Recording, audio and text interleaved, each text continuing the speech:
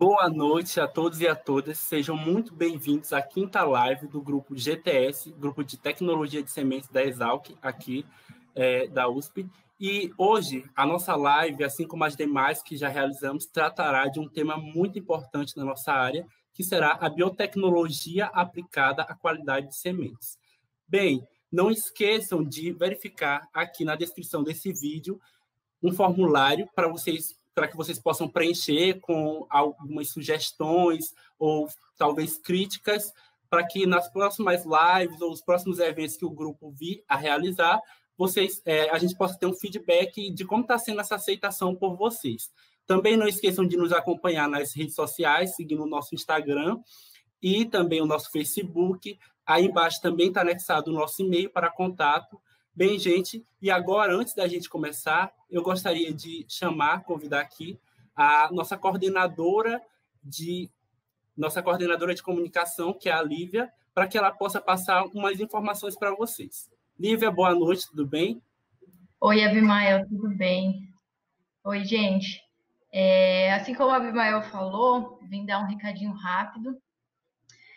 Juntamente com a Abrats, o GTS está proporcionando um sorteio para a comunidade sementeira. Então, as regras do sorteio são super simples, eu imagino que vocês já devam ter visto isso nas páginas da Abrats e de outros canais também no Instagram.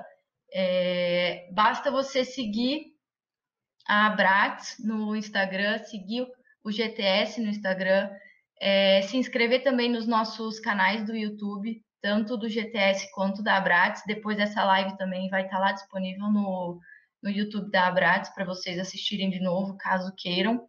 E depois lá nas fotos, ou da Abrats ou do GTS, quanto mais vocês comentarem, mais chances de ganhar o sorteio vocês têm. Então vocês marcam 2 amigos na foto e vai ficar uma semana lá, então também compartilha com o pessoal que tenha interesse em participar do sorteio. Na próxima semana a gente vai fazer um sorteio na página da Abrats e o outro sorteio na página do GTS. Então você tem várias chances de ganhar, não deixem de participar, beleza? Para qualquer dúvida, é só mandar mensagem para a gente no Instagram e a gente está disponível para responder. Aproveitem a live de hoje, vai ser bem legal. Certo, pessoal? Então, como o Lívia falou, não esqueçam, né, de participar desse sorteio. Já pensou garantir aí essa literatura muito importante, né, que é o livro de Vigor, que a gente já sabe, e esse outro livro. Então, não esqueçam de participar e marcar a galera para que também o nosso grupo ele seja, né, difundido, e a gente sabe que é sempre bom a gente estar levando conhecimento a outras pessoas. Bem, gente, então, como eu falei, a live de hoje, né, ela possui o seguinte tema, que é a biotecnologia aplicada à qualidade de sementes. E, para isso, eu gostaria de convidar o nosso palestrante da noite, que é o Dr. Fernando Heng. O Dr. Fernando, ele possui graduação em Engenharia Agronômica pela Universidade do Estado de Santa Catarina, a UDESC, possui mestrado e doutorado em Ciências e Tecnologia de Sementes pela Universidade Federal de Pelotas, trabalhou na DuPont do Brasil, na divisão Pioneer Sementes, e atualmente ele trabalha como pesquisador da Embrapa Soja, desempenhando atividades de pesquisa juntamente com a equipe de sementes e biotecnologia. Foi diretor financeiro da Abrats durante a gestão de 2015 e 2017, e nessa gestão atual é vice-presidente. Doutor Fernando, seja muito bem-vindo, muito obrigado por aceitar o convite. Tenho certeza que, assim como eu, todo mundo está com uma grande expectativa para essa live dessa noite, né, que é a biotecnologia aplicada à qualidade de sementes. Então, eu desejo, assim, que o senhor tenha uma excelente apresentação e muito obrigado por estar aqui conosco. Tá ok. Muito obrigado, Abimael. Uma boa noite a todos. Boa noite a todo o time da Exalc. Primeiramente, eu gostaria de agradecer a todos, principalmente na pessoa do Abimael e da Lívia, né, pelo carinho, pela atenção. Nós fizemos até ensaios, né, para a gente estar aqui hoje, foi muito bom. Então, eu espero que hoje a gente consiga realmente trazer alguns assuntos que nós julgamos que são importantes e essenciais, né, para o conhecimento de todos, e que, por que não, que nós comecemos a pensar também em algumas ferramentas dessas, também com o intuito de melhorar aí a qualidade das nossas tão queridas sementes. Com Então, certeza. Abimael, se você me permitir, eu já vou fazer aqui o compartilhamento para a gente ir começando. O que você acha? Sim, rapidamente, eu só quero pedir que a todos enviem suas perguntas, suas dúvidas, né, para o Fernando, que ele vai responder ao final da apresentação dele. E não esqueçam, pessoal, qualquer dúvida, mande para que não saiam daqui, né, sem ter suas dúvidas esclarecidas. E aproveite que esse é o momento, né, Fernando? Exatamente. Obrigado, Fernando. Boa palestra. Obrigado. Então, como eu já falei, né, uma boa noite a todos. Agradeço a cada um que está aí do outro lado nos assistindo. Como o pessoal já falou, né, meu nome é Fernando, sou pesquisador aqui da Embrapa Soja. Sou um dos pesquisadores do time de sementes da nossa unidade aqui, que é dedicado à pesquisa em sementes de soja, principalmente, né? Também trabalhamos com a parte de trigo e também com girassol. E hoje eu tenho a missão de estar aqui falando para vocês um pouquinho sobre o uso da biotecnologia aplicada à qualidade de sementes. É um assunto relativamente novo, às vezes a gente tem vários desafios para estar falando disso, tá? Mas eu fiquei muito feliz quando eu recebi esse convite do grupo, né, da Exalc, porque eu sempre falo disso aqui nos nossos treinamentos da Embrapa, né? Acho que vários de vocês que estão aí nos assistindo já fizeram. Então, assim, é algo que eu vejo que a gente tem que começar a conversar mais, afinar mais o discurso e entender que biotecnologia, ela é mais uma ciência que, junto com a ciência e tecnologia de sementes, junto com o melhoramento, junto com as diversas áreas do sistema de produção de sementes, né, ela também pode nos auxiliar a atingir a nossa principal meta, que é o quê? Melhorar a qualidade das nossas sementes, independente de qual cultivo seja. Tá? Antes de começar a falar, a gente tem que entender um pouquinho o que é, né? Porque para muitos, infelizmente, o conceito ficou distorcido, né? Quando surgiu a biotecnologia, alguns anos atrás, né? Ela foi tida, num primeiro momento, como o pessoal agora acha que vai resolver todos os problemas do mundo e só o que vale é, é a tal da biotecnologia. E não é assim, gente.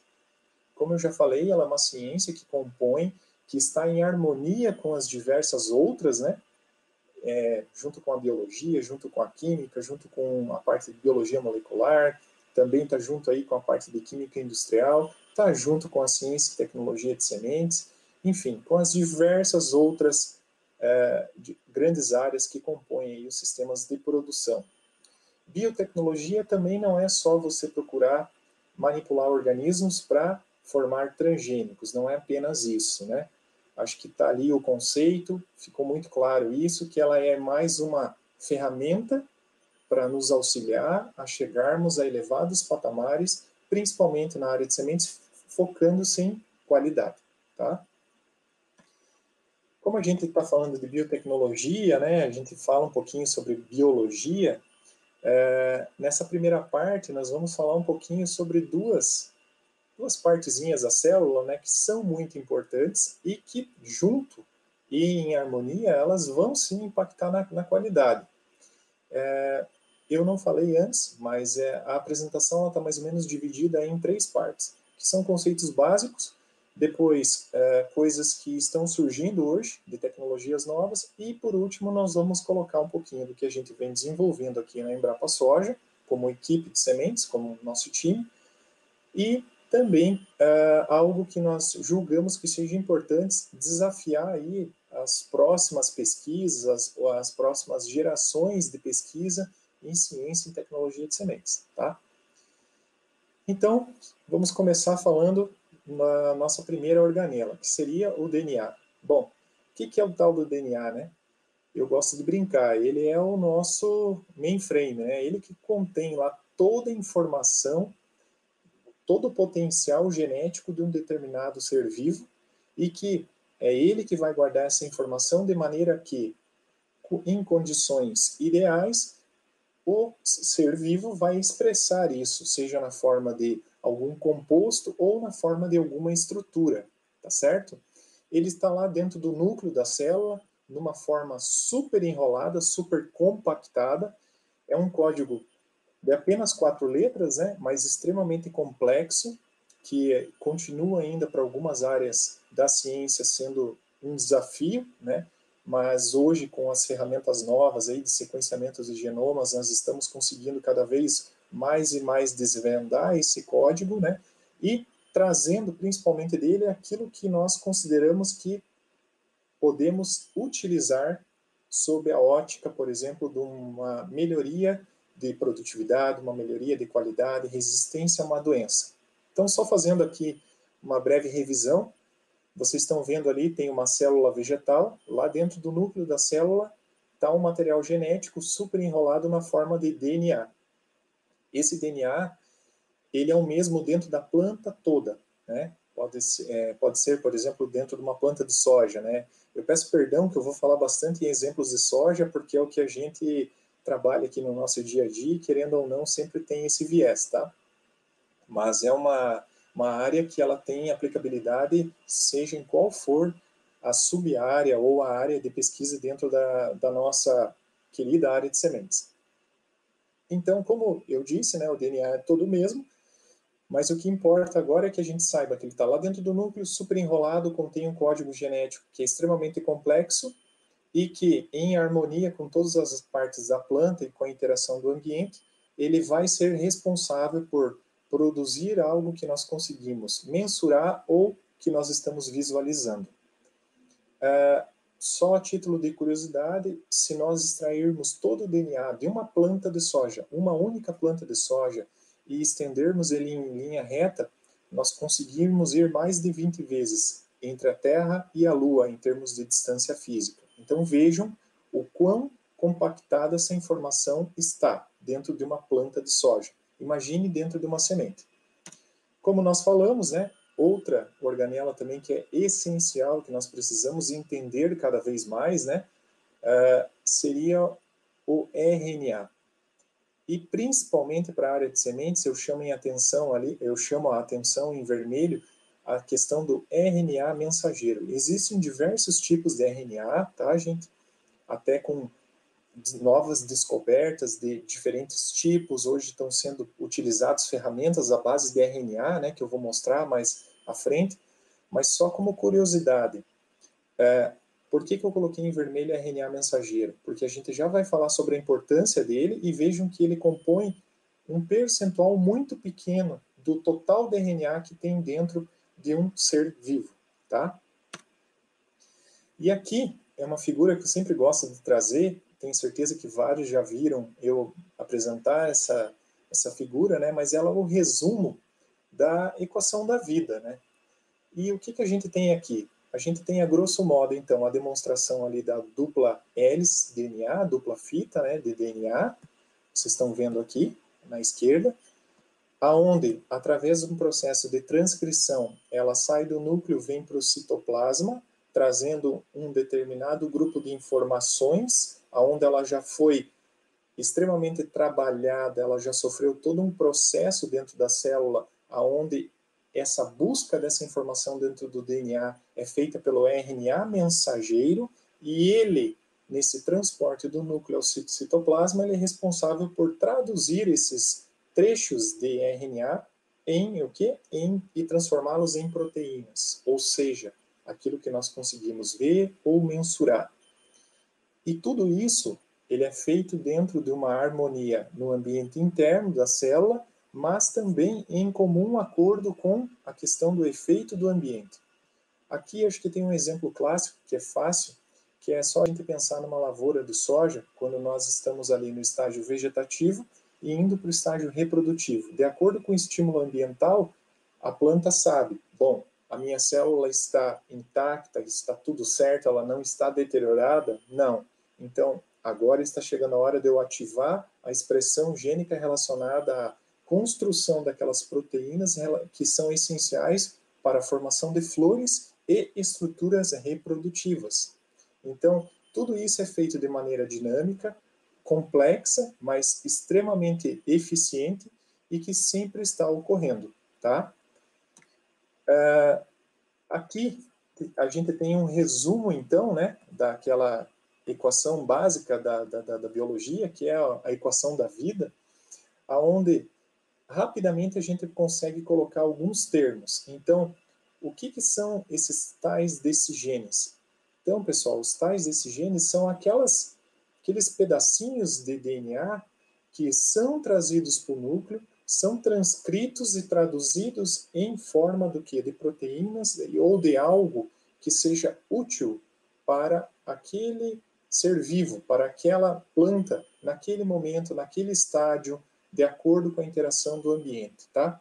Então, sempre vai ser esse tipo de dinâmica que vai estar ocorrendo, e daí a importância do porquê da gente saber como que isso funciona dentro de uma maquinária celular. Acho que aqui é muito importante e cabe a gente também fazer como comentário, né? Quando a gente escuta, né? Esse produto aqui, ele é um produto bioativador, ele vai estar atuando na expressão de genes da semente. Então, assim, gente, não existe um produto específico que vá bater lá na porta da célula e vá ativar a expressão gênica. Qualquer tipo de estímulo, vocês viram, né? Um estímulo do ambiente, vai estar acarretando uma alteração na expressão de determinados tipos de genes e, consequentemente, na conformação ou, por exemplo, na produção de determinados tipos de enzimas dentro de uma planta ou dentro de uma semente. Um exemplo clássico que eu sempre falo é, por exemplo, nós pegamos uma semente de soja que ficou armazenada ali durante 4 ou 5 meses, retiro ela do armazém, coloco no laboratório, sob papel, água e exponho ela à temperatura ideal. O que ela vai começar a fazer? Ela vai começar a germinar, ou seja, a simples modificação daquele microambiente ali, né, da espermosfera, já vai propiciar o início do processo de germinação. Eu não preciso colocar nenhum produto específico para que isso ocorra. Então, muito cuidado quando se promete muitas coisas, às vezes, em relação à ativação de genes e tal, porque isso é muito perigoso, muito arriscado, tá? Como nós falamos ali na expressão gênica, explicamos o que são os genes, né, como que eles, qual que é a grande importância disso, a gente não tem como deixar de falar na questão das características, ou seja, daquilo que o fruto da expressão gênica produz, que vão ter coisas que vão ter características que são governadas por poucos genes, que são ditos caracteres qualitativos. Aqui nós temos diversos exemplos que nós utilizamos até na área de sementes, né? Cor de flor, cor do hipocótilo, cor do hilo em soja, cor do tegumento, né? E aqueles caracteres mais complexos, que são oriundos da expressão de diversos genes em harmonia, tá? Que são os caracteres quantitativos, que se referem, por exemplo, a características que são extremamente complexas, mas que sofrem pouca influência do ambiente. Por quê? Porque tem muitos genes por trás da expressão dessa característica, que é o que a gente tem aí, que é a produtividade, mas também são outras características que são muito importantes, como, por exemplo, pesos, volumes, né? Ou seja, coisas que estão relacionadas principalmente à parte de tecnologia de sementes e que hoje estão se tornando cada vez mais grandes demandas do setor, tá? Muita gente fala também, né, poxa, mas na biotecnologia o pessoal fica estudando Arabidopsis, e eu não entendo por que disso, tem que estudar ali na soja, tem que estudar numa espécie fabácea mesmo. É que é o seguinte, gente, para tudo a gente tem que ter um modelo, né? Na vida a gente precisa ter modelos, exemplos, né? E na biologia é a mesma coisa. Por quê? Porque para estudar, por exemplo, um processo de maturação de sementes, se eu for fazer em soja, pense em quanto tempo que eu vou levar, o quanto de material que eu vou ter que ter, né, em termos de estrutura, vou ter que esperar um ciclo aí de 150 a 180 dias, ao passo que se eu estudar esse processo numa planta que tem alguma espécie de vinculação em termos de familiaridade com a soja, eu posso fazer isso de maneira mais prática e mais rápida. Um exemplo é o uso de Arabidopsis. Por quê? Também é fabácea e é uma planta que a gente consegue manipular ela rapidamente no ambiente de laboratório e produz uma grande quantidade de sementes por ciclo, tá?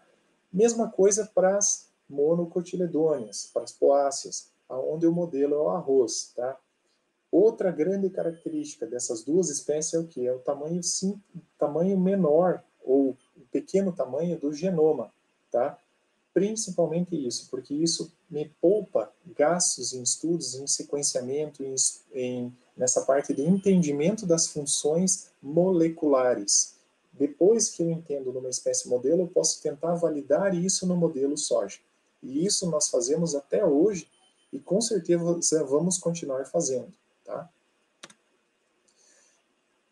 Antes de falar um pouquinho sobre as técnicas, nós temos que lembrar, né, que tudo que nós temos hoje de variedades melhoradas começaram com o melhoramento genético convencional, que é sim muito importante e continua sendo, e nós devemos todo o início, né, ao pai da genética, que é o Gregor Mendel, né, que lá atrás, lá em 1822, né, ele descobriu lá a questão de como que era a hereditariedade, né, conseguiu desvendar esse mistério, e a partir dali o homem começou a manipular mais e mais frequentemente as espécies vegetais. Aqui a gente tem um exemplo, né, que é um exemplo clássico, que é como que o homem manipulou aí, por exemplo, o teossinto para se chegar no milho moderno, né?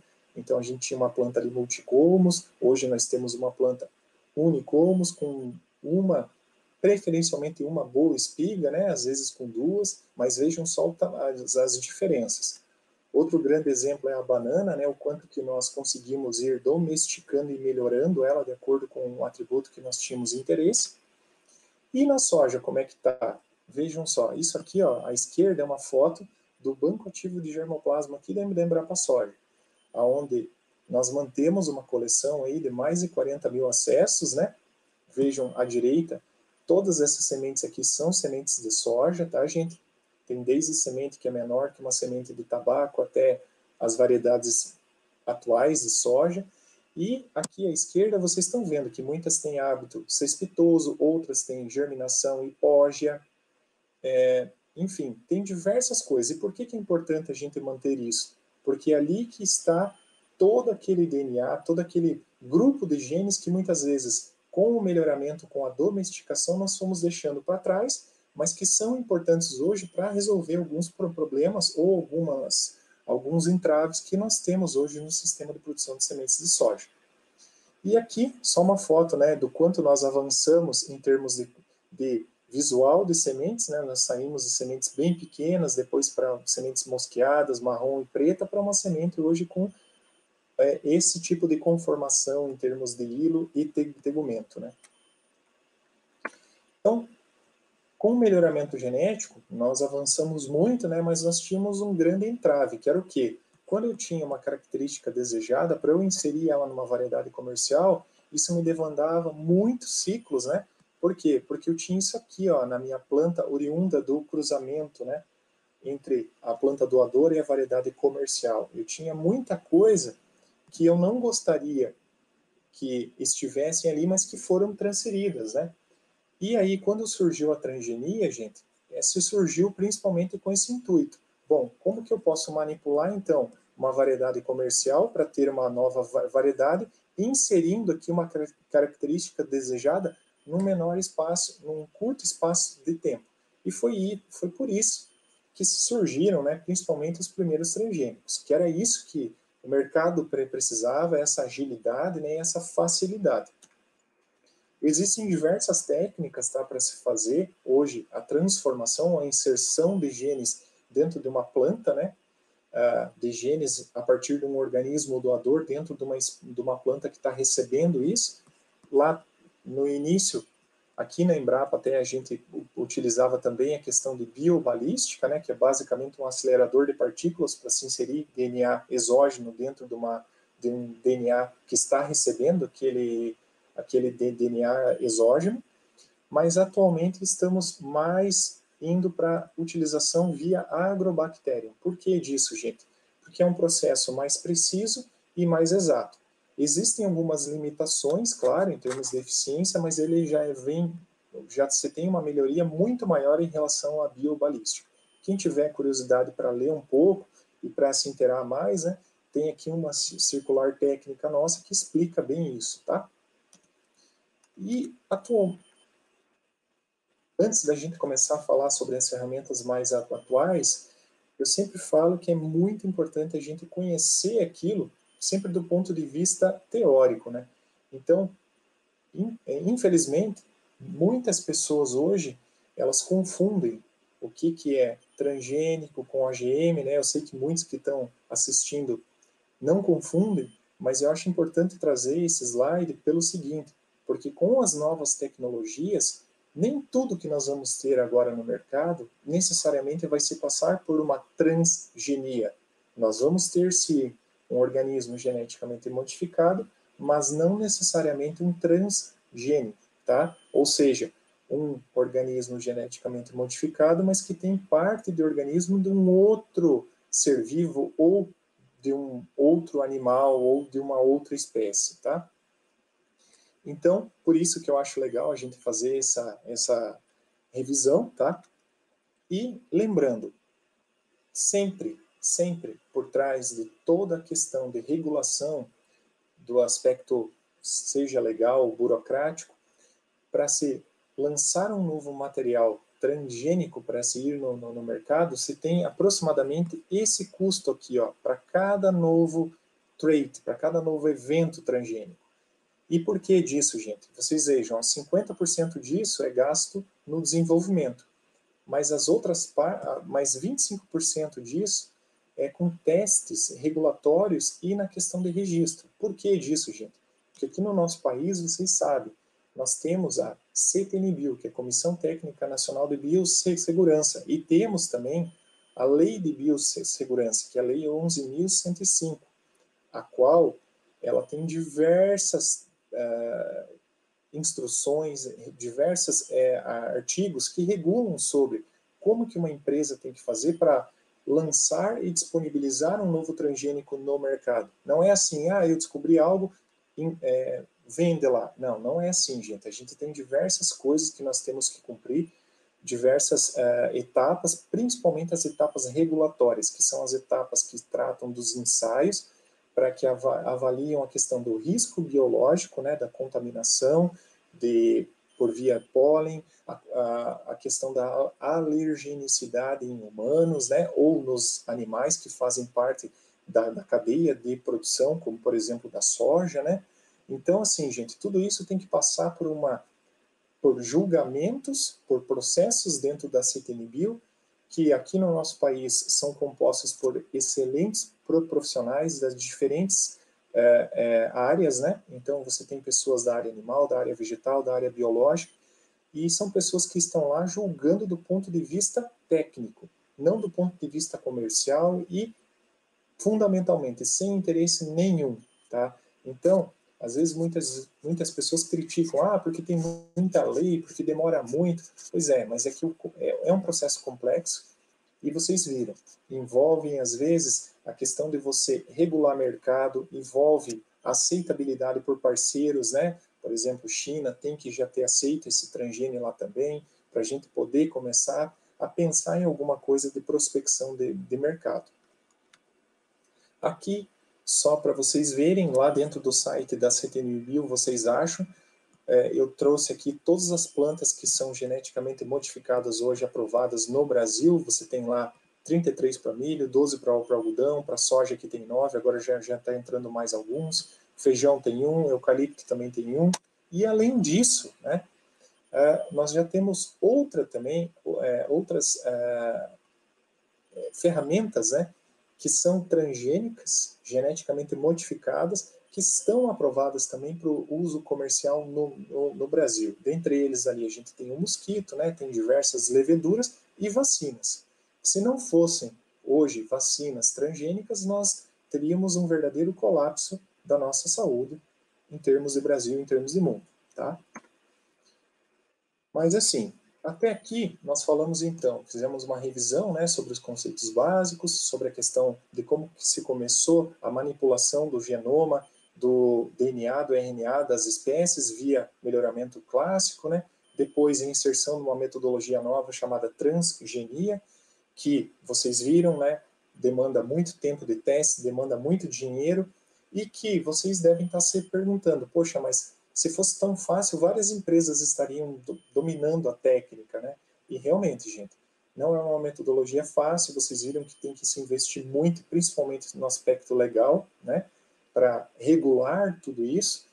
E atualmente nós temos aí, estamos à frente da fronteira do conhecimento, né? E felizmente nós temos técnicas novas, como por exemplo as New Breeding Technologies, que são as novas técnicas de melhoramento, que são as ditas tecnologias de edição de genomas, aonde basicamente nós começamos a poder manipular, editar melhor o genoma de uma espécie sem necessariamente ter que se utilizar de artifícios ou de estratégias que gerassem um transgênico, tá? Então nós vamos ter, sim, organismos geneticamente modificados, mas que com o poder dessas ferramentas, nós vamos apenas manipular, por exemplo, o DNA de uma soja, tá? Sem ter que inserir o DNA de uma bactéria dentro da soja, tal qual foi feito e vem se fazendo ainda para os transgênicos. Então, muitos já devem ter ouvido falar aí, principalmente da tecnologia CRISPR, né? É uma tecnologia aqui que a gente teria que falar sobre ela quase, para detalhar quase uma hora aí, mas basicamente é um mecanismo natural que foi descoberto por um grupo de pesquisadores como uma reação de células bacterianas à invasão por vírus. E o que isso significa, gente? Significa que através do entendimento dessa estratégia e da inserção de algumas enzimas, hoje eu consigo inserir isso dentro do genoma, por exemplo, de uma soja, e via o uso de algumas ferramentas moleculares, promover, por exemplo, a quebra do DNA e a inserção de diversas cópias do mesmo gene, ou promover a quebra do DNA e promover o silenciamento daqueles genes. Funcionaria mais ou menos assim, gente, tipo um editor de texto, um Word. Eu consigo ir lá recortar o meu texto ou eu consigo ir lá copiar e colar, tá? Então é uma tecnologia extremamente poderosa, que vocês já vão ver, o pessoal está utilizando bastante, e que eu incentivo muito que vocês assistam, principalmente vídeos no YouTube, que tem toneladas de informações sobre, né, e como que está se aplicando isso na área vegetal, na área animal e na área humana também, tá? Mas sabendo daqui hoje, entendendo isso, que é uma tecnologia diferente da transgenia, já estou muito feliz, tá? E acho que a gente consegue chegar no nosso objetivo. Já existem, sim, produtos comerciais, como, por exemplo, a Dupont lançou em 2017 um milho onde eles, via edição gênica, é um milho geneticamente modificado, não era transgênico, eles apenas modificaram o DNA do milho para que ele aumentasse a produção de amilopectina, e lançaram isso no mercado, tá? E qual é a grande vantagem disso, gente? Lembra que eu falei? Transgênico leva 13 anos, 25% do capital daqueles 136 milhões são gastos com testes, com vários tipos de ensaios, né? Com essa tecnologia, aqui no Brasil hoje, a CTNBio pode dizer, isso aí precisa ser testado assim durante vários anos ou não, ou isso pode ser colocado diretamente no mercado. Eu já vou mostrar, tá, como é que isso está sendo tratado hoje em aspectos legais, mas é algo assim que a gente julga que vai popularizar e vai, digamos, deixar a parte de utilização de ferramentas moleculares tais quais a edição gênica mais acessíveis até para órgãos, como, por exemplo, órgãos de pesquisa pública, que muitas vezes não teriam aquele capital, aquela quantidade de pessoas envolvidas na parte regulatória para se lançar um transgênico, mas que com certeza vão querer se envolver nessa parte de edição. Não é por acaso que existem diversas startups hoje chegando no mercado com o intuito de trabalhar com edição gênica, tá? Além disso, tem também um milho editado geneticamente também da Dupont, que foi lançado em 2016 para tolerância seca. Então, vejam, trabalharam tanto no aspecto de qualidade de grão, que impacta na qualidade de sementes, que é a questão da amilopectina, até em traits extremamente complexos, né? Os ditos caracteres quantitativos, então eles conseguiram, via essa técnica, manipular ali o DNA para tornar o milho mais tolerante à seca.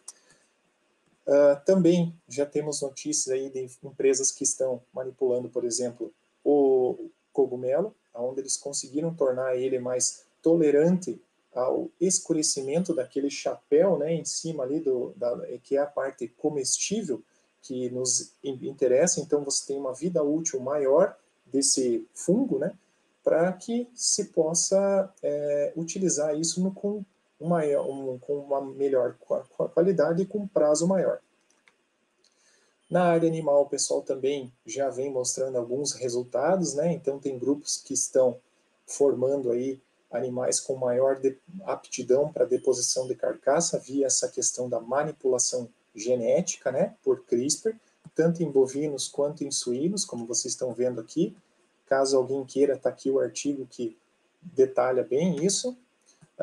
Também nessa espécie aqui de gado leiteiro, eles conseguiram silenciar aqueles genes relacionados à constituição do chifre dessa espécie, o que tornou ela melhor para você lidar, porque ela ficou menos agressiva e sentia menos o estresse também de você cortar os chifres, tá? Então eles conseguiram fazer isso.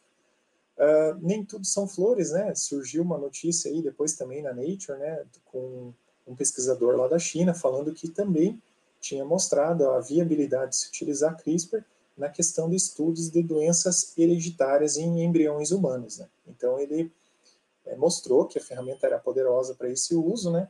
Mas na época, nossa, causou maior burbura na comunidade científica internacional, porque o grande medo deles é que as pessoas comecem a encomendar filhos, né? Comecem a manipular a informação genética de uma maneira que não seria correta eticamente e nem do ponto de vista da ciência como uma ciência per si, né? A Embrapa está firmando um convênio com a Corteva para utilizar a tecnologia CRISPR aí.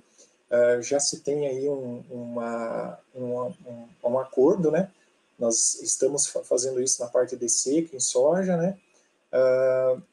A gente também já tem colegas que estão firmando isso com outras espécies, mas aqui falando na soja especificamente, o grande objetivo é a questão principalmente de termos uma soja mais tolerante à seca, tá? Aqui nós trabalhamos com a transgenia para seca, mas também estamos querendo entrar nessa parte da edição gênica para seca, porque, como eu falei, né, para facilitar a aceitabilidade no mercado, que a gente ainda tem desafios para que as pessoas aceitem transgênicos, e temos desafios como empresa pública também de fazer toda a parte regulatória de um material transgênico, tá?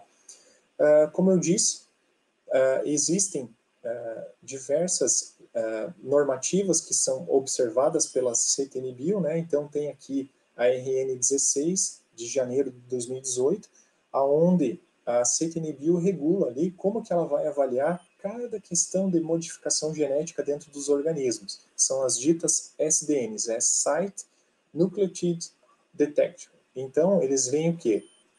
Que por exemplo, para SDN1, que são mutações simples, né, que falam muito ali da questão da inserção e deleção, né, e que causam silenciamento gênico, após a quebra do DNA, eles vão considerar como não OGM, não transgênico, ou seja, não vai precisar passar por todo aquele período regulatório.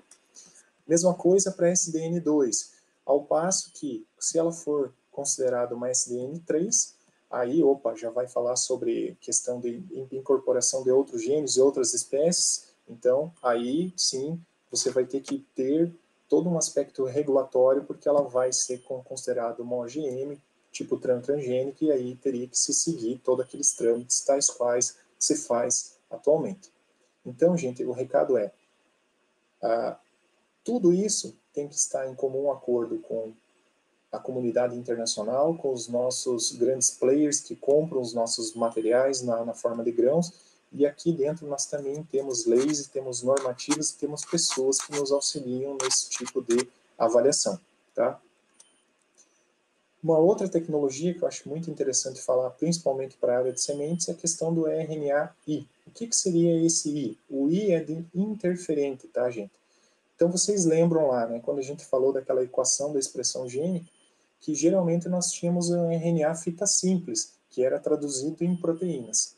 Pois bem, os cientistas descobriram que quando você tem um RNA que é exatamente uma cópia, que é considerada uma sequência específica, complementar àquele RNA, ele silencia aquele RNA, ou seja, você não vai ter a produção daquela proteína ou daquela enzima.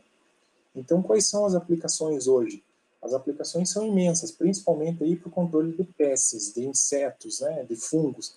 Então, quer ver um exemplo? Nós estamos pesquisando isso para a ferrugem da soja, para alguns insetos, aonde nós conseguimos desvendar através das ferramentas moleculares quais são os RNAs que são essenciais, por exemplo, para o crescimento do fungo da soja. Produzimos esse RNA de maneira artificial, aplicamos isso exogenamente, né, sobre a soja, sobre a ferrugem, e a partir do momento que isso se absorve e entra dentro do organismo, ele causa o quê? O silenciamento, porque ele entra ali e ele é complementar àquela fita simples, então ele não vai mais deixar que se expresse aqueles genes que aquele RNA deveria se fazer se ele fosse fita simples, tá? Mesma coisa se a gente pensar para controle de percevejos. Então, além de eu ter um inseticida, digamos assim, biológico, ele vai ter um alvo específico, porque ele é desenvolvido especificamente para aquele RNA que é essencial para aquele percevejo, para que, por exemplo, para que ele cresça, para que ele se reproduza. Então, eu vou ter um RNA extremamente específico para aquela espécie, que não prejudica outros seres vivos, né? Não prejudica a planta nem outros insetos, e que aplicado ele vai controlar ou pode auxiliar ou potencializar o uso de inseticidas tais quais nós temos hoje, inseticidas químicos. Então, as vantagens elas são enormes. Existem ainda alguns gargalos, né, como produção em larga escala, mas que principalmente que você tenha a larga escala, mas de um produto RNA que fique estável e que seja absorvido pelo fungo, pelo inseto, pelo organismo, no momento em que ele deve ser absorvido. Tá? E está se investindo muito hoje em pesquisa na parte principalmente de nanopartículas, né, no recobrimento desse RNA, porque a natureza dele é extremamente lábil, né? A vida útil dele é muito sensível. Então, através dessas ferramentas novas, aí o pessoal está tentando melhorar a vida útil para que ele possa, sim, ser uma ferramenta aplicável aí a campo. Entrando na segunda parte agora, eu vou falar um pouquinho sobre o que a gente vem fazendo aqui na Embrapa, tá? Então, nós temos aqui alguns focos, principalmente na questão de se trabalhar com qualidade em soja. Então, isso aqui é um trabalho que nós começamos lá atrás, durante o mestrado, doutorado, que a gente está procurando tocar da melhor maneira possível atualmente, aonde nós sabíamos que nessa soja com tegumento preto aqui, por exemplo, nós temos alta tolerância à imbibição, nós temos alta resistência ao ataque de fungos, né? Ao passo que nas variedades com tegumento amarelo eu tenho extrema sensibilidade a isso, né? A questão do fungo, a absorção de água. Então, qual o intuito de se você utilizar uma estratégia de mapeamento hoje? É através do cruzamento dessas duas variedades, você chegar num bulk de amostras com uma variabilidade tremenda, aonde você consiga identificar marcadores moleculares que podem ser utilizados de maneira útil e informativa nos programas de melhoramento que são focados, por exemplo, não em produzir soja com tegumento preto, não é isso, mas que a gente saiba quais são os genes que estão naquela soja com tegumento preto que possam nos auxiliar na questão da permeabilidade do tegumento, tá? Ou da resistência ao ataque de um fungo. Tudo isso, gente, a gente publica, né, tem informações aí nas diversas plataformas da Embrapa. Atualmente nós já temos algumas coisas mais conhecidas, principalmente a parte de marcador para a parte de lignina, né?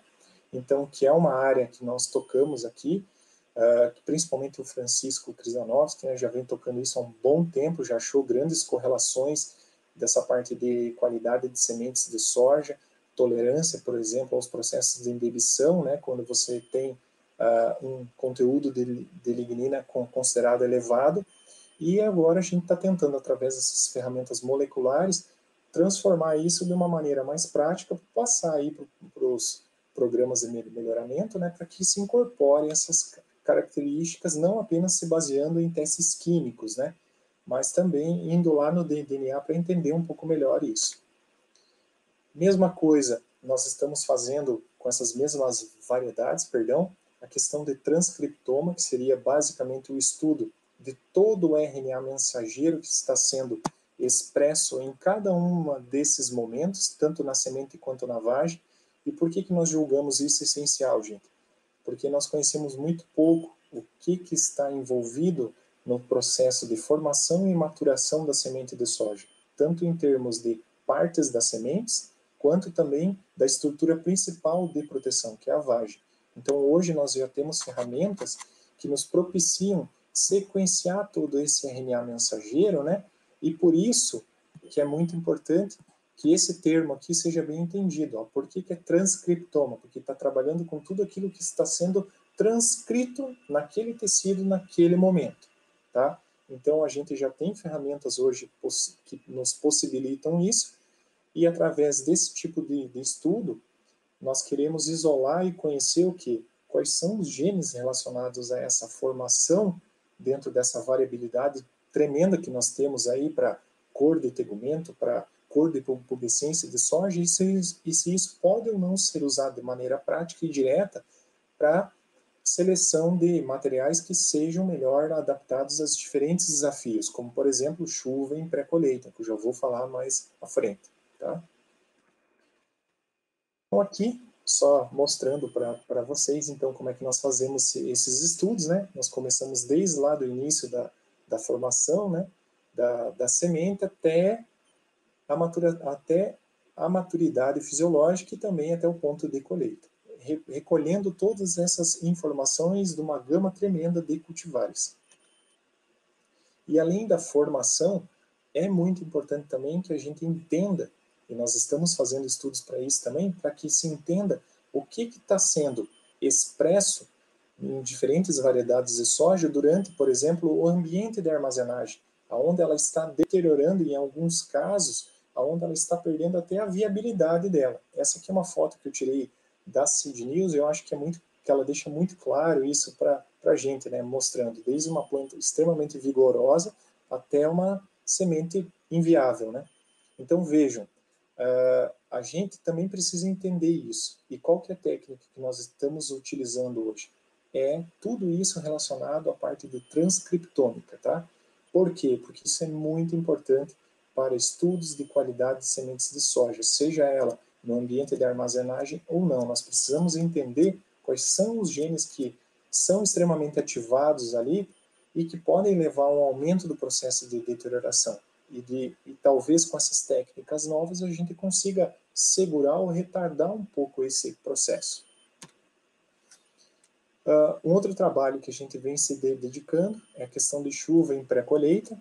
Então, o que nós estamos fazendo aqui? Nós estamos, através de chuvas artificiais, em ambiente onde a gente monitora, além do volume de chuva, mas também a umidade e temperatura do ambiente, nós estamos procurando uma soja como essa, que mesmo sob altas quantidades de lâmina de água, de irrigação, de chuva, ela não abre vagem e não expõe as sementes. Igual essa variedade aqui, que é extremamente suscetível, né? E que em alguns casos drásticos pode chegar a isso aqui, ó.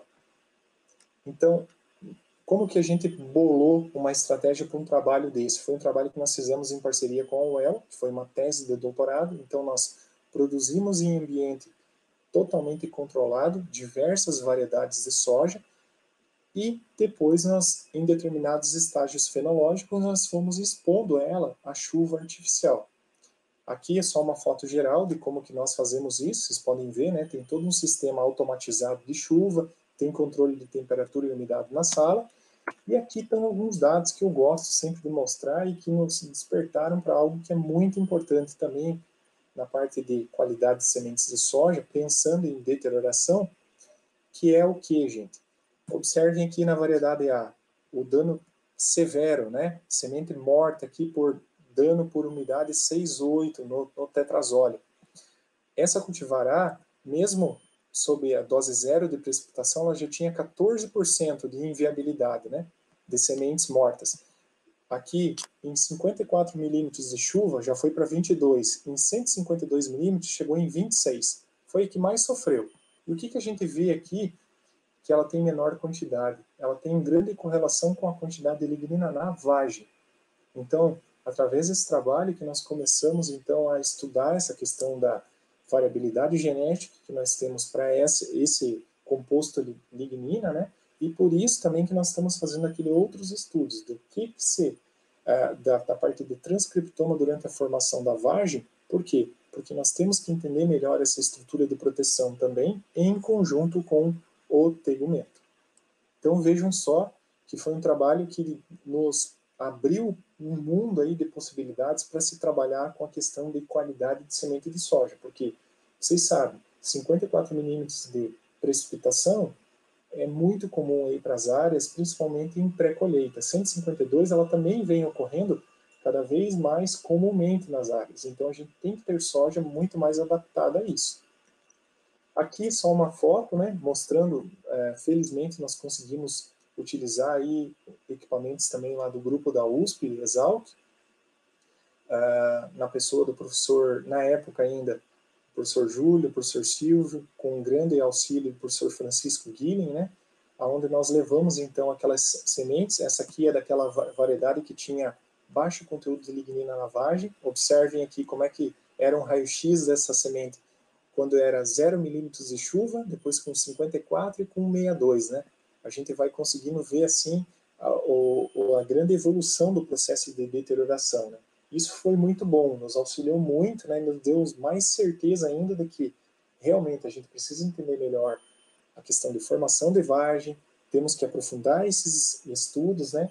E principalmente através dessas ferramentas que a gente falou, né? De você entender melhor o que está sendo expresso naquele tecido, você depois pode tentar manipular isso via, por exemplo, uma técnica como o CRISPR, para a gente tentar tornar as variedades de soja mais tolerantes a esse tipo de estresse, principalmente chuva. Então aqui uma visão, né, geral, mostrando como que eram as sementes oriundas de 0 milímetros de precipitação, 54 e de 162. Não preciso nem explicar, né? E aqui, gente, a importância da gente trabalhar em comum harmonia com a tecnologia de sementes, né? Com testes de vigor bem feitos, com tecnologias novas, como, por exemplo, a parte de raio-x, né? Como isso pode dar uma resposta para a gente e como que a gente tem que olhar que unidos a gente consegue chegar mais longe, né? Então, o teste desse, junto com aquele do raio-x, me deu muito mais certeza para quais os caminhos que nós temos que seguir agora e, quem sabe, chegar num produto novo aí no mercado. Aqui, só um zoom mostrando a diferença do vigor da plântula, né? Aqui, outra linha de pesquisa nossa, que é, como eu falei, né, nós temos aqui um grupo muito forte na parte de biotecnologia, dedicado a estudos de seca, desenvolvimento de materiais transgênicos adaptados à seca. E uma curiosidade, são materiais transgênicos, né? Então aqui à esquerda vocês têm a foto desse material induzido a estresse extremo, né? Bem drástico por 18 dias, e à direita aqui é a mesma variedade, mas sem ser transgênica. Vejam só o que aconteceu com ela no final de 18 dias de estresse. Qual foi a grande curiosidade que nós vimos? Que ao final dos 18 dias, abrindo as vagens e fazendo a contabilização de quantidade de sementes verdes, a quantidade de semente verde aqui era muito baixa, ou quase zero. Ao passo que aqui, além de não ter quase semente, 100% era verde. Então nós agora estamos identificando o que pode ter aqui dentro desse transgênico que nos auxilie, por exemplo, na questão de melhorar a resposta aí da sensibilidade das variedades ao esverdeamento de sementes, né? Vocês já tiveram uma live aqui com o colega França, né? Ele já explanou muito bem sobre esse estresse, mostrou o quanto que a gente vem perdendo em termos de qualidade, né? E nós continuamos aí em parceria, aqui nesse caso com a Unesp, né? Com uma co-orientada, fazendo estudos em diversos locais, em diversos ambientes, fazendo aí a caracterização de um grupo grande de genótipos, para a gente saber quais eram os tolerantes e os sensíveis em relação a esverdeamento de sementes. Com os resultados desse trabalho, agora nós estamos desenvolvendo duas estratégias. Nós sabemos quem são mais tolerantes e mais sensíveis, então nós cruzamos essas duas variedades, vamos tentar mapear esses genes e, paralelamente, estamos fazendo estudos aí de transcriptoma também para se chegar numa resposta mais pontual de resistência a esse tipo de estresse, tá? Pensando no quê? Em se disponibilizar algo via edição gênica para o mercado, tá? Em relação à longevidade, gente, que é o quê? A manutenção da qualidade da semente durante o período de armazenagem.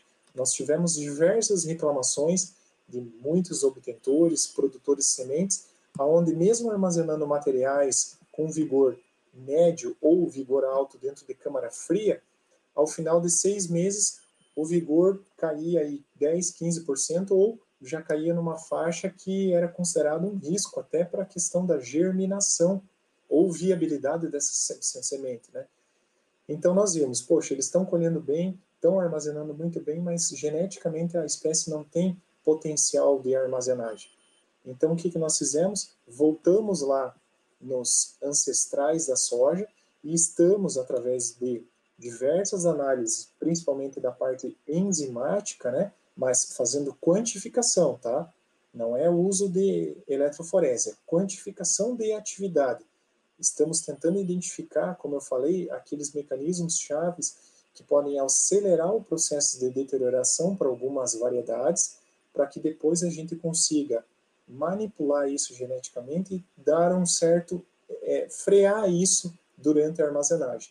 Muita gente pode estar se perguntando, poxa, mas a deterioração vai ocorrer sempre, desde a maturidade fisiológica, né? A gente aprende isso, sim, com certeza. A soja, assim como a gente, ela sempre vai estar envelhecendo, deteriorando, mas nós conseguimos sim identificar alguns mecanismos base que nós podemos auxiliar nesse retardamento e aumento da longevidade, tá? Uma outra linha de pesquisa que a gente está desenvolvendo aqui também na Embrapa Soja, em parceria com o colega Irineu Lorini, que se aposentou esse ano, é o quê? É a questão de avaliar quais variedades de soja eram mais ou menos sensíveis a insetos que hoje já são problemas também para a armazenabilidade de sementes de soja. Aqui, por exemplo, a gente tem a foto do principal inseto que causa danos em sementes em grãos de soja, que é a Lasioderma serricorme, né? Então, nós pegávamos diversos genótipos de soja, colocávamos nesse formato de arena, soltava os bichinhos aqui no meio e aguardava para ver o quê? Qual soja que ela iria visitar. E aqui ocorreu uma grande surpresa, porque eu tinha certeza que a soja de tegumento preto, que tem maior conteúdo de lignina, que é mais dura, né, que tem mais antocianina, outros compostos fenólicos, ela seria assim um repelente natural a essa espécie. E ocorreu exatamente o contrário. Mas, felizmente, nós achamos que em algumas variedades amarelas comerciais já, né, esse inseto ele nem procurou essa soja. Então a gente está procurando entender também do ponto de vista bioquímico, né, através de análises enzimáticas, mas também do ponto de vista molecular, através, por exemplo, do transcriptoma, entender o porquê que ele visita algumas variedades e outras não, tá? Para se chegar em alguma resposta que a gente possa passar ao setor produtivo. Lembrando, hoje, para se eliminar 100% dos insetos em ambientes de armazém de sementes ou armazém de grãos, existe apenas um método químico 100% eficiente, que é a fosfina. Pensem, se os insetos começarem a desenvolver resistência a isso, a gente fica na mão. Então, por isso que nós precisamos ir atrás de saber selecionar os genótipos, saber por que tal genótipo é mais suscetível e outro é mais resistente, para tentar incorporar isso como uma ferramenta, auxiliar a ferramenta química e que auxilie no controle desses insetos. Aqui só algumas coisas que eu gostaria de chamar a atenção, é a terceira e última parte, tá? Coisas que eu vejo que hoje a gente tem que usar bastante, os marcadores, que é principalmente no ambiente de laboratório. Então aqui, essa senhora está desenvolvendo o quê? A famosa verificação de outras cultivares, né? Está verificando mistura durante a análise de pureza em soja. Só que hoje, gente, vocês lembram, né? Nós temos a publicação da IN 45 de 2003 lá do MAPA, não tornando mais obrigatório VOC durante a execução da análise de pureza. Hoje, apenas as empresas fazem isso em termos de controle interno de qualidade, né? Mas não se tem mais validade jurídica de uma análise dessa. E por que disso? Vocês lembram, né? Toda a parte de proteína, tudo aquilo que é composto final da expressão gênica, aquilo que nós conseguimos ver e mensurar, ele sofre grande influência do ambiente, né? E, principalmente para esse teste aqui, para VOC, nós utilizávamos muito dos descritores morfológicos, principalmente cor do tegumento, tonalidade e brilho do tegumento, pigmentação do hilo, cor do hilo, né? E eram caracteres que sofriam muita influência do ambiente.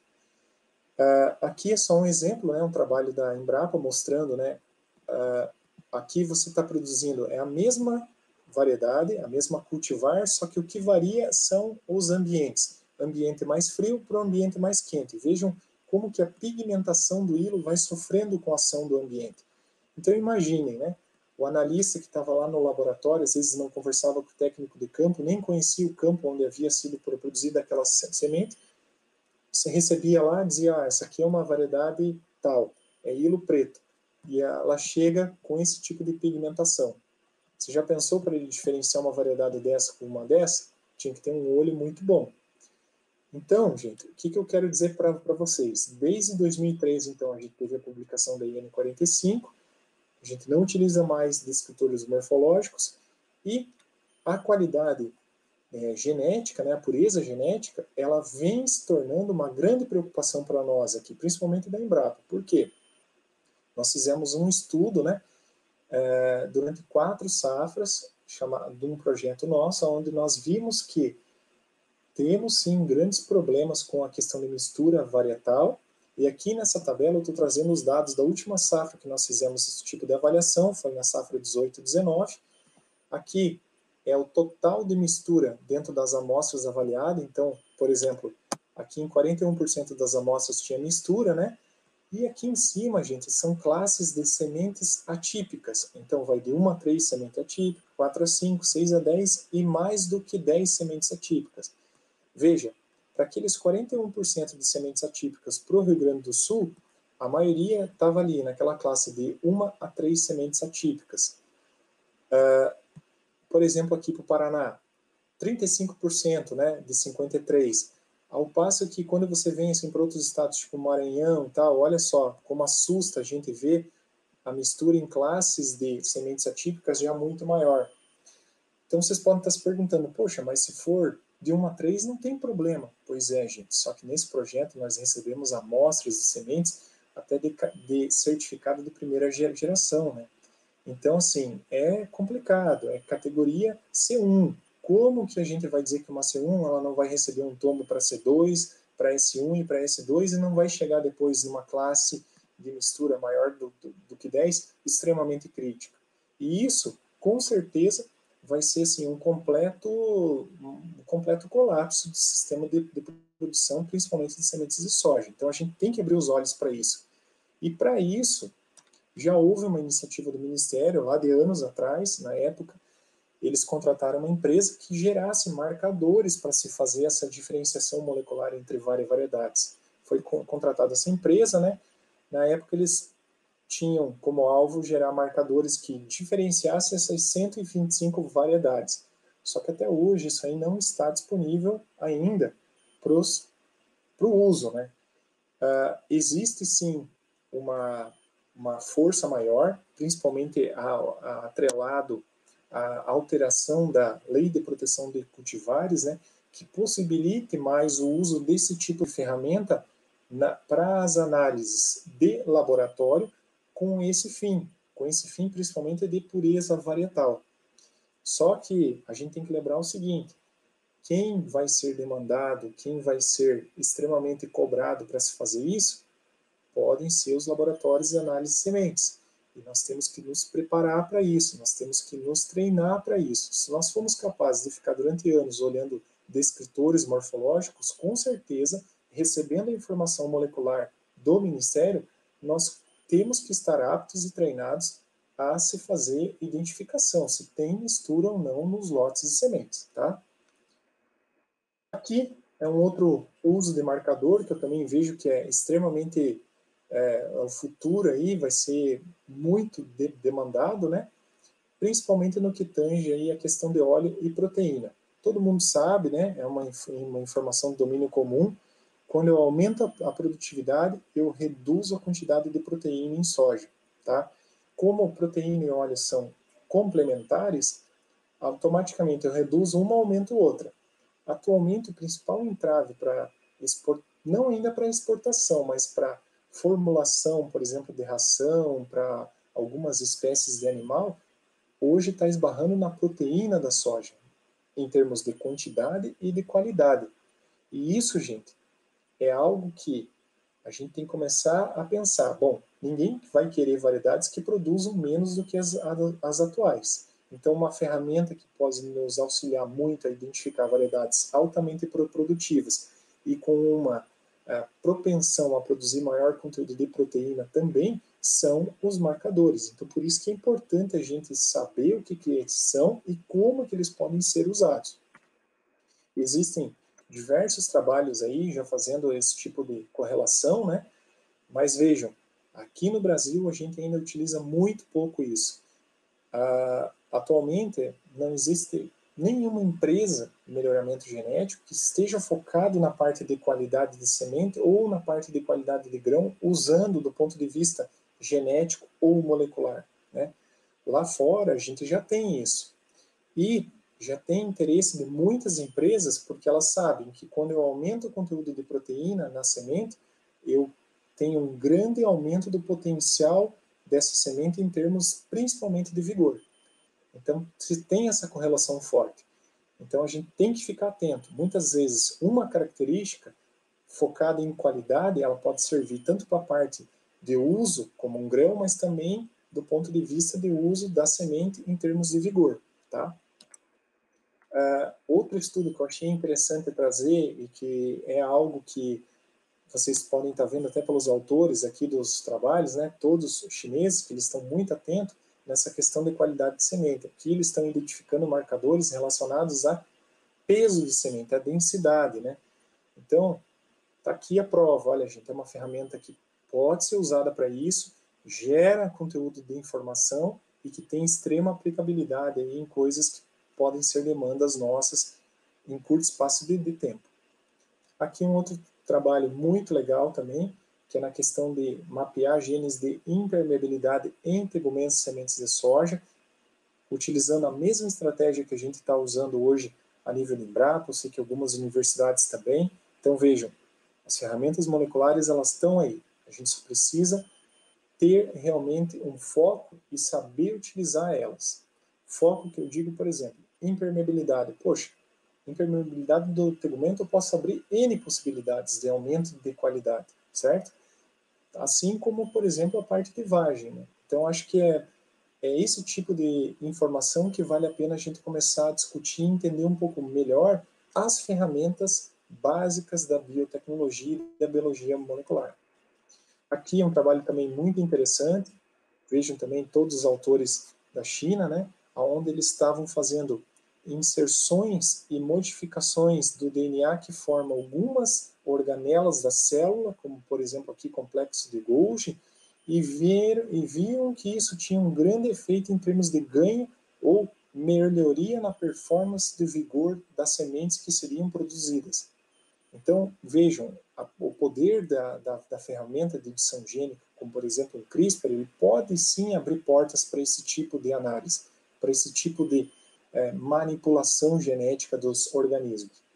E principalmente para a gente aqui da tecnologia de sementes, acho que tem muita coisa que a gente pode explorar.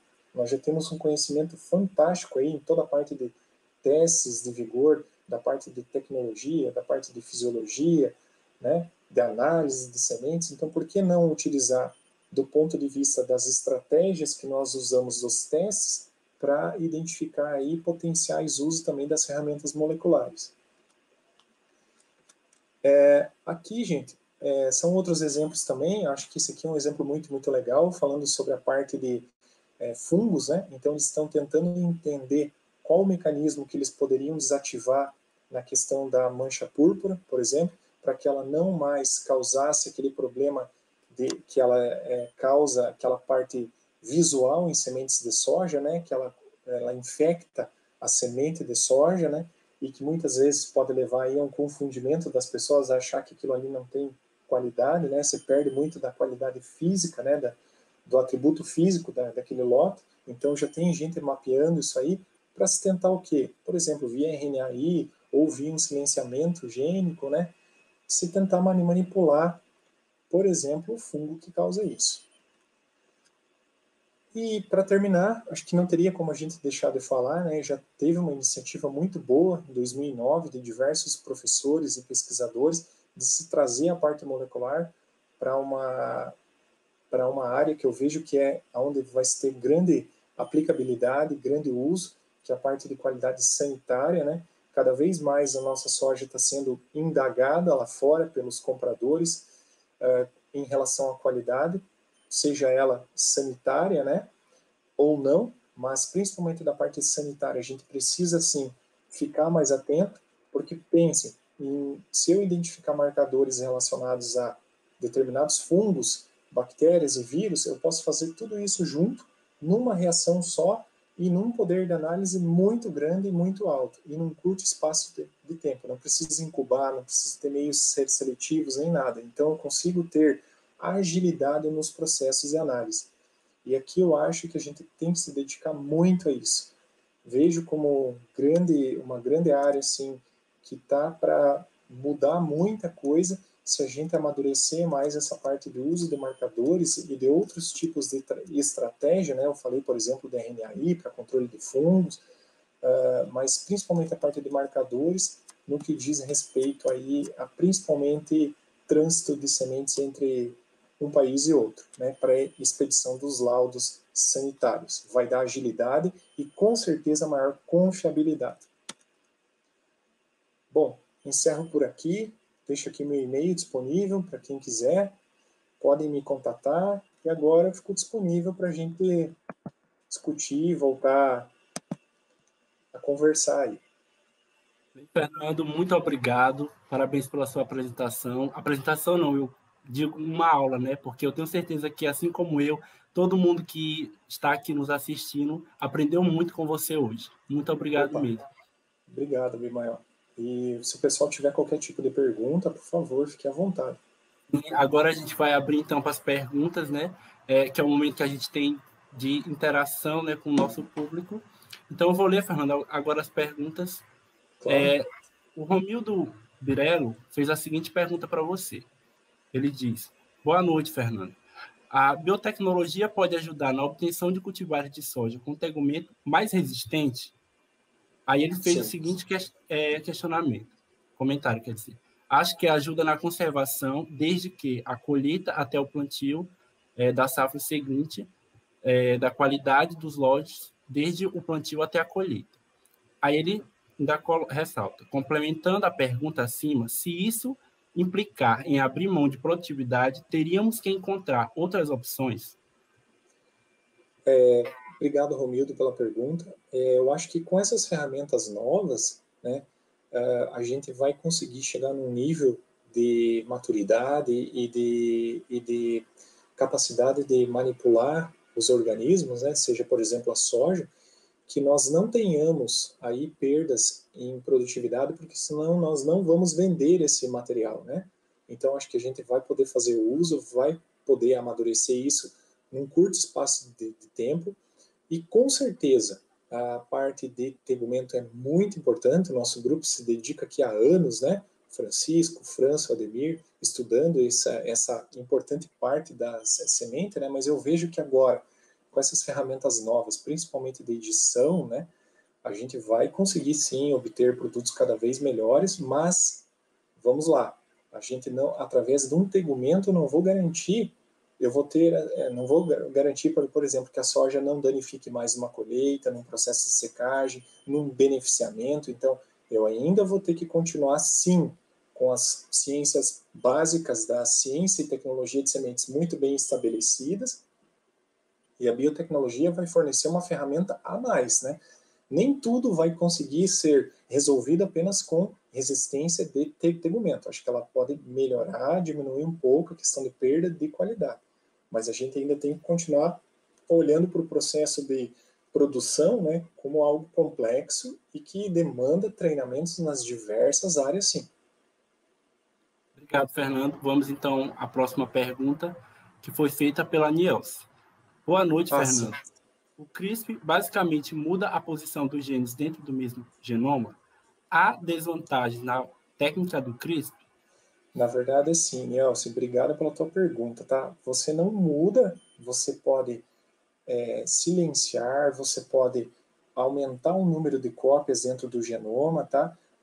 Mas você pode até, digamos, transladar isso. Mas atualmente, o que você está focando? Estou focando ali em silenciar, não deixar mais ele ser expresso, ou aumentar o número de cópias dele dentro do genoma. Agora, isso pode mudar a posição dele? Não é esse o intuito. O intuito é você trabalhar com ele em termos de expressão, tá? Isso que tem que ficar claro.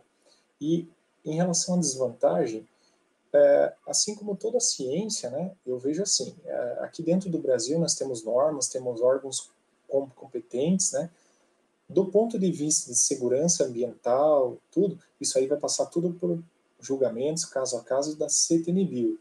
Mas não se tem nenhum caso de perda de variabilidade, perda de produtividade, até porque não se teria interesse comercial dentro de um produto como esse. Há, sim, algumas coisas que a gente tem que tomar cuidado, como, por exemplo, aquilo que eu falei, a manipulação ali, por exemplo, do genoma humano, né, de embriões humanos, para que você encomende lá, eu quero ter um filho com olhos de tal cor, cabelo de tal cor, com tal altura. Eu acho que isso a gente não precisa fazer, né? Mas a ciência, ela surgiu, né, e ela sempre tem essas possibilidades, mas eu vejo que hoje, CRISPR, a potência dela é basicamente o quê? É a democratização da pesquisa e das soluções de problemas para empresas que não tenham que ter tanto dinheiro em uma equipe tão grande, tal qual nós tínhamos com transgenia. Obrigado, Fernando. Vamos à próxima pergunta, que foi feita pela Karina. Boa noite, Fernando. A minha pergunta é, pensando na dificuldade da conservação de sementes e frutos de algumas espécies, a técnica CRISPR seria um aliado interessante? Opa, boa noite, Karina. Obrigado pela pergunta. Com certeza, é fantástico, né? Esse tipo de ferramenta ele pode sim auxiliar, né? E eu vejo assim, na conservação, né? E principalmente no estudo de variabilidade genética, o que se tem hoje dentro daquelas espécies que nós conhecemos muito pouco ainda, né? Então, com certeza, eu vejo sim aplicabilidade muito forte em relação a isso. Obrigado, Fernando. Vamos à próxima pergunta, que foi feita pelo Carlos. Parabéns, Fernando. Em certas espécies, temos problemas com a dormência, tolerância à dissecação ou à longevidade das sementes. Você acredita que essas problemáticas possam ser superadas pela biotecnologia? Complementando, existem pesquisas sendo desenvolvidas nessa área? Sim, obrigado, Carlos. Eu julgo assim que, como eu falei, a ferramenta biotecnologia pode nos auxiliar, junto com a fisiologia, junto com a produção de sementes, né, para se ter o completo entendimento dessa complexidade que é, por exemplo, dormência, que é a tolerância à dessecação e longevidade. Mas, por exemplo, aqui no meu caso, né, longevidade de sementes de soja, nós já identificamos ali que tem diferença, tem variabilidade. Agora, o que eu quero fazer? Agora eu quero manipular aquele organismo que está tendo uma longevidade menor por algum gene que lá do passado está sendo expresso ali e está prejudicando a armazenabilidade dele. Então, com certeza, pode auxiliar, pode nos dar uma resposta em termos de produto comercial, né? Mas para o correto entendimento, para se chegar numa estratégia, a gente precisa ter outras ciências também lado a lado, né? Obrigado. Vamos à próxima pergunta, que foi feita pelo Fabiano. Doutor Fernando, parabéns e obrigado pela aula. Se um cultivar de soja leva até 8 anos para ser lançado, como o uso da biotecnologia é possível superar essa lentidão ou a tendência é ser mais morosa? Não, atualmente, se falar que vai demorar mais, está indo contra a realidade, né? Então, assim, com certeza, tudo aquilo que eu mostrei hoje, não apenas em relação à edição, né, mas em relação à transgenia, uso de marcadores, que são coisas mais antigas que as empresas já vêm utilizando, elas servem para acelerar o processo de lançamento de formação de novas cultivares, né? Eu acho que é a parte de edição, que foi a última ferramenta que nós falamos, ela também serve principalmente para você se livrar de algumas amarras burocráticas depois que se passou pela parte de lei de biossegurança como algo seguro, né? Mas hoje, tudo aquilo que eu apresentei, com certeza, é para dar velocidade, é o tal do speed breeding que eles falam, né? Para se acelerar mesmo. O pessoal está usando aí agora até irrigação com luzes, né? Para se, digamos, acelerar os ciclos das plantas, né? Então, com certeza, essas ferramentas moleculares, seja quais são, elas também têm esse intuito. E ainda bem, né? Porque a gente sabe que a questão da agricultura sempre está evoluindo porque tem essas mudanças, tanto abióticas quanto bióticas que surgem. Então, é importante que a biotecnologia também está se moldando nessas questões. Abimael, aproveitando a tua colocação, eu concordo com você inteiramente. A gente trabalha aqui, né? Tem colegas ótimos trabalhando na parte de estresses bióticos, né? Parte de fungos, principalmente ferrugem em plantas de soja, né? Nematóide, o pessoal dos abióticos trabalhando fortemente com seca, com alagamento, né? E hoje, para se, primeiramente, caracterizar materiais, para se saber o que é tolerante, resistente a um ataque de um fungo, a uma seca, tem que ter toda uma estratégia, todo um conhecimento de fisiologia básico, né? Tem que ter uma estrutura muito forte e aliado a isso, o uso de informações moleculares, né, de marcadores, de ferramentas novas como edição ou RNAi, servem fortemente para que você chegue com uma resposta mais rápida ao setor produtivo que está demandando isso cada vez mais, né? Então, com certeza, concordo com o que você disse aí. Vamos à próxima pergunta. Acredito que seja a última. Foi feita pelo Jaime Ró. Ele pergunta o seguinte: o teor de óleo e proteína na soja tem a relação com o fotoperíodo? Não só com isso, né? Tem relação com várias outras coisas. Mas nós vimos aqui que a grande interação era principalmente o grupo de maturidade das cultivares dentro dos locais de produção, tá? Pode ter relação com o fotoperíodo, pode ter relação também com as condições ambientais, com a adubação ali daquela região, né? Mas, assim, tem a grande gama de informações nossa hoje são o seguinte: a grande limitação hoje é do ponto de vista genético. Mesmo em condições muito boas, o patamar de produção de proteína dentro do grão da semente de soja, ele está chegando perto de um limiar já que para a indústria de ração, para a indústria de sementes, que sabe que tem correlação com qualidade, já não está mais tão legal. Então, a gente tem que melhorar isso, nesse ponto de vista. E como que a gente está fazendo isso? É tentando identificar dentro dessa variabilidade natural fontes, né, que tenham, por excelência, pelo processo natural, altíssimos conteúdos de proteína. E aí inserir isso nas variedades atuais. Obrigado, Fernando. Essa realmente foi a nossa última pergunta, né? Então, eu queria lhe agradecer pela sua disponibilidade, que a gente sabe que você é um cara muito ocupado, né? Mas você sempre é disponível quando a gente procura você e para conversar. Então, muito obrigado mesmo pela sua disponibilidade de estar aqui conosco. Antes da gente finalizar, eu queria também, pessoal, avisar sobre o sorteio, né? Lembrar vocês do sorteio que a nossa amiga Lívia já falou aqui. Não esqueçam de participar desse sorteio, de marcar os amigos, de divulgar o nosso conteúdo também para os amigos de vocês. E, claro, em breve nós também iremos divulgar a data da nossa próxima live. Então, para isso é importante que vocês estejam nos acompanhando nas redes sociais, que a gente está sempre publicando coisas muito interessantes, tem os posts agora e vem conteúdo muito interessante pela frente. Eu também quero lembrar vocês do formulário que está embaixo, né, da descrição aí desse vídeo, para vocês preencherem com as suas sugestões, o que acharam da live, da palestra de hoje, né? E, claro, suas sugestões para as próximas lives. Eu queria agradecer em nome do GTS, mais uma vez, a você, Fernando, a Embrapa Soja, a Abrades, a alguns professores que estiveram aqui conosco, estão, na verdade, Muito obrigado ao professor Alec Dutra, da UFC, a Gilda Pádua, o Ademir Rein, da Embrapa também, que estão aqui conosco. Muito obrigado. A professora Denise Cunha, da UFV, ao professor Francisco Guilhem, professor Silvio, professor Júlio Marcos Filhos, que são da nossa instituição, da Exalc USP, e também fazem parte do nosso grupo, e que são pessoas também que nos inspiram, e que para a gente é uma honra tê-los aqui conosco. A professora Monalisa Diniz da Silva, da Federal Rural de Pernambuco, ao professor Edilberto Possamay, da Federal do Paraná, e ao pessoal também dos outros países, né, o pessoal da Argentina, que também está nos acompanhando, e, claro, por último, não menos importante, a todo o público que esteve hoje aqui, né, nos prestigiando e aprendendo muito com você, Fernando, que eu tenho certeza que todo mundo aprendeu muito hoje aqui com você. Muito obrigado mesmo. Não, que isso, Abimael, eu que agradeço.